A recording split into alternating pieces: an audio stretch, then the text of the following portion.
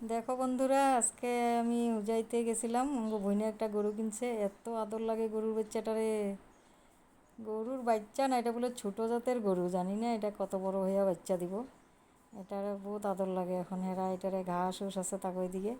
আর আমার পোলা মাইয়াগুলা কয় আমগরও একটা গরু কিনা দাও না। আমি কাছে তোরা গরু কি ডিমাপুরে কই পালবি?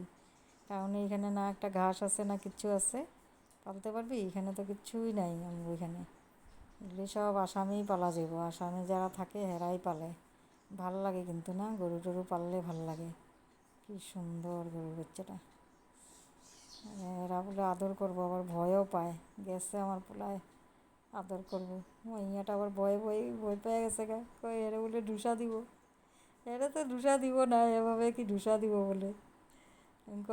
আবার গরু কিনতেও চাস, আবার এখানে ভয়ও পাস, এরকম হইলে হইব?